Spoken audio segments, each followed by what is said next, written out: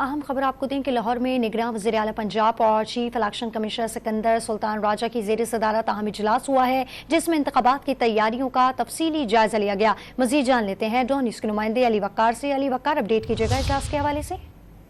बिल्कुल, आज chief election commissioner Sikandar Sultan Raja की अपने काला सदर वक्त के हमरा निगरान वज़ीर आला पंजाब मोहसिन नकवी से मुलाकात हुई है, जिसमें सूबाई इलेक्शन कमिश्नर समेत चीफ सेक्रेटरी पंजाब और आईजी पंजाब समेत दीगर महकमों के सेक्रेटरीज ने शिरकत की, जिसमें उनको ब्रीफिंग दी गई और इस बात पर इत्तफाक किया गया है कि शफाफ इंतखाबात को यकीनी बनाने के लिए हर मुमकिन इकदाम किए जाएंगे। जबकि चीफ इलेक्शन कमिश्नर ने यह बताया कि 30 नवंबर तक हल्का बंदियों का मरहला जो है वो मुकम्मल हो जाएगा, जिसके बाद दीगर तैयारियां जो इलेक्शन के लिए मुकम्मल की जाएंगी। सूबाई इलेक्शन कमिश्नर ने इस ब्रीफिंग देते हुए बताया कि इस वक्त पंजाब में 12,76,68,922 जो अफराद हैं वो यहाँ पर मौजूद है, जबकि कौमी असम्बली की 141 नशिस्तें हैं, जबकि सूबाई असम्बली की 297 नशिस्तें हैं, जिस पर आरओज और डीआरओज की ड्यूटियां लगाने के लिए महकमों से रिपोर्ट जो है वो तलब की गई है। इसके अलावा पुलिस की नफरी तैनात करने के लिए आईजी पंजाब ने भी अपने जो है वो ब्रीफिंग दी।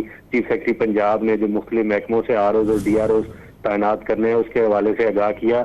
दोनों की जानिब से इस बात पर इत्तफाक किया गया है कि शफाफ इंतखाबात को यकीनी बनाने के लिए हर मुमकिन इकदाम किए जाएंगे। बहुत शुक्रिया आपका अली वक्कार।